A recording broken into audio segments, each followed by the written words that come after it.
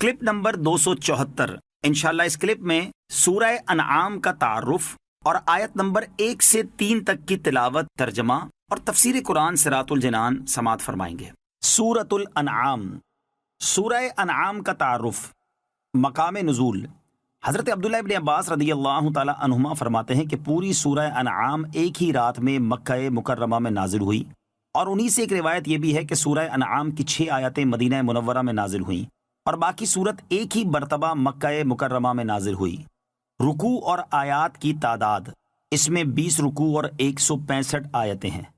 انعام نام رکھنے کی وجہ، عربی میں مویشیوں کو انعام کہتے ہیں، اور اس سورت کا نام انعام اس مناسبت سے رکھا گیا کہ اس سورت کی آیت نمبر 136 اور 138 میں ان مشرکین کا رد کیا گیا ہے جو اپنے مویشیوں میں بتوں کو حصہ دار ٹھہراتے تھے اور خود ہی چند جانوروں کو اپنے لیے حلال اور چند جانوروں کو اپنے اوپر حرام سمجھنے لگے تھے۔ سورہ انعام کی فضیلت، حضرت انس بن مالک رضی اللہ تعالی عنہ سے روایت ہے، رسول کریم صلی اللہ تعالی علیہ وسلم نے ارشاد فرمایا، سورہ انعام نازل ہوئی اور اس کے ساتھ بلند آواز سے تسبیح کرتی ہوئی فرشتوں کی ایک جماعت تھی، جس سے زمین و آسمان کے کنارے بھر گئے۔ زمین ان فرشتوں کی وجہ سے ہلنے لگی، اور رسول اللہ صلی اللہ تعالی علیہ وآلہ وسلم نے 3 مرتبہ سبحان ربی العظیم کہا۔ سورہ انعام کے مضامین۔ سورہ انعام قرآن مجید میں مذکور سورتوں کی ترتیب کے لحاظ سے پہلی مکی سورت ہے، اور اس کا مرکزی مضمون یہ ہے کہ اس میں اسلام کے بنیادی عقائد جیسے اللہ تعالیٰ کے وجود، اس کی وحدانیت، اس کی صفات اور اس کی قدرت کو انسان کی اندرونی اور بیرونی شہادتوں سے ثابت کیا گیا ہے۔ وحی اور رسالت کے ثبوت اور مشرکین کے شبہات کے رد پر عقلی اور حسی دلائل پیش کیے گئے ہیں۔ مرنے کے بعد دوبارہ زندہ کیے جانے، قیامت کے دن اعمال کا حساب ہونے اور اعمال کی جزا ملنے کو دلائل سے ثابت کیا گیا ہے۔ اس کے علاوہ اس صورت میں یہ مضامین بیان کیے گئے ہیں۔ نمبر 1، زمین میں گھوم پھر کر سابقہ لوگوں کی اجڑی بستیاں، ویران گھر اور ان پر کیے ہوئے اللہ تعالیٰ کے عذاب کے آثار دیکھ کر ان کے انجام سے عبرت حاصل کرنے کی ترغیب دی گئی ہے۔ نمبر 2، جانور ذبح کرنے اور ذبح شدہ جانور کا گوشت کھانے کے احکام بیان کیے گئے اور اپنی طرف سے حلال جانوروں کو حرام قرار دینے کا رد کیا گیا ہے۔ نمبر 3، والدین کے ساتھ احسان کرنے، ظاہری اور باطنی بے حیائیوں سے بچنے، تنگ دستی کی وجہ سے اولاد کو قتل نہ کرنے اور کسی کو ناحق قتل نہ کرنے کا حکم دیا گیا ہے۔ نمبر 4، حضرت ابراہیم علیہ الصلوۃ والسلام اور ان کی قوم کا واقعہ بیان کیا گیا، اور آخر میں قرآن اور دین اسلام کی فضیلت بیان کی گئی ہے۔ یا ایھا الذین آمنوا لا تحرموا طیبات ما احل اللہ لکم ولا تعتدوا۔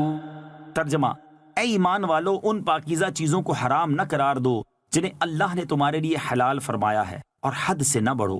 اور سورہ انعام میں یہ خبر دی گئی کہ مشرکین نے اللہ تعالیٰ کی عطا کردہ چند حلال چیزوں کو اپنی طرف سے حرام قرار دے دیا، اور یہ کہہ دیا کہ اسے اللہ تعالیٰ نے حرام کیا ہے۔ اور یہ خبر دینے سے مقصود مسلمانوں کو اس بات سے ڈرانا ہے کہ اگر انہوں نے اللہ تعالیٰ کی حلال کردہ چیزوں کو اپنی طرف سے حرام قرار دے دیا تو وہ کفار کے مشابہ ہو جائیں گے۔ بسم اللہ الرحمن الرحیم۔ ترجمہ، اللہ کے نام سے شروع جو نہایت مہربان رحمت والا ہے۔ الحمد للہ الذی خلق السماوات والارض وجعل الظلمات والنور ثم الذین کفروا بربهم یعدلون۔ ترجمہ، تمام تعریفیں اللہ کے لیے ہیں جس نے آسمان اور زمین پیدا کیے اور اندھیروں اور نور کو پیدا کیا، پھر بھی کافر لوگ اپنے رب کے برابر ٹھہراتے ہیں۔ الحمدللہ، تمام تعریفیں اللہ کے لیے ہیں۔ اس آیت میں بندوں کو اللہ تعالیٰ کی حمد کی تعلیم فرمائی گئی کہ وہ جب حمد کرنے لگے تو الحمدللہ کہیں، اور آسمان و زمین کی پیدائش کا ذکر اس لیے ہے کہ ان میں دیکھنے والوں کے لیے اللہ عز و جل کی حکمت و قدرت کے بہت سے عجائبات، عبرتیں اور منافع ہیں۔ حضرت کعب احبار رضی اللہ تعالیٰ عنہ نے فرمایا کہ توریت میں سب سے پہلی یہی آیت ہے، وَجَعَلَ الظُّلُمَاتِ وَالنُّورِ، اور اندھیروں اور نور کو پیدا کیا، یعنی ہر اندھیرا اللہ عز و جل ہی نے پیدا فرمایا ہے، خواہ وہ اندھیرا رات کا ہو، کفر کا ہو، جہالت کا ہو یا جہنم کا۔ یوں ہی ہر ایک روشنی اسی نے پیدا فرمائی، خواہ وہ روشنی دن کی ہو، ایمان و ہدایت کی ہو، علم کی ہو یا جنت کی ہو۔ هو الذي خلقكم من طين ثم قضى أجلا وأجل مسمى عنده ثم أنتم تمترون۔ ترجمہ، وہی ہے جس نے تمہیں مٹی سے پیدا کیا، پھر ایک مدت کا فیصلہ فرمایا اور ایک مقررہ مدت اسی کے پاس ہے، پھر تم لوگ شک کرتے ہو۔ هو الذی خلقکم من طین، وہی ہے جس نے تمہیں مٹی سے پیدا کیا۔ اس آیت میں ان مشرکین کا رد کیا گیا ہے جو کہتے تھے کہ ہم جب گل کر مٹی ہو جائیں گے تو پھر کیسے زندہ کیے جائیں گے۔ انہیں بتایا گیا کہ اللہ تعالیٰ نے ہی تمہارے باپ حضرت آدم علیہ السلام کو مٹی سے پیدا فرمایا اور ان کی نسل سے لوگ پیدا ہوئے، پھر اس نے ایک مدت کا فیصلہ فرمایا جس کے پورا ہو جانے پر تم مر جاؤ گے، اور مرنے کے بعد اٹھانے کی ایک مقررہ مدت بھی اسی کے پاس ہے۔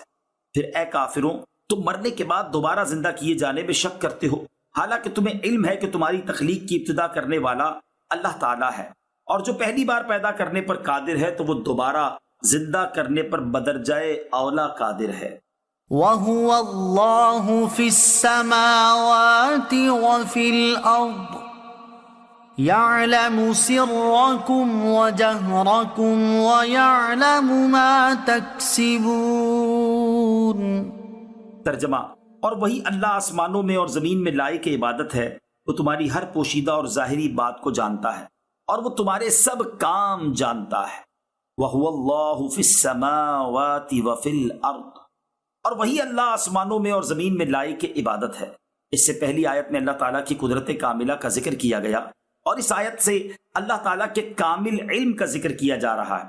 یاد رہے کہ اس آیت کا یہ مطلب نہیں کہ اللہ عز و جل آسمانوں اور زمینوں میں رہتا ہے، بلکہ یہ مراد ہے کہ ہر جگہ اس کی عبادت ہو رہی ہے، اور ہر جگہ وہی معبود حقیقی ہے، اور ہر جگہ اسی کی سلطنت و حکومت ہے، جیسا کہ ایک اور مقام پر اللہ تعالیٰ ارشاد فرماتا ہے، وَهُوَ الَّذِي فِي السَّمَاءِ إِلَٰهٌ وَفِي الْأَرْضِ إِلَٰهٌ وَهُوَ الْحَكِيمُ الْعَلِيمُ۔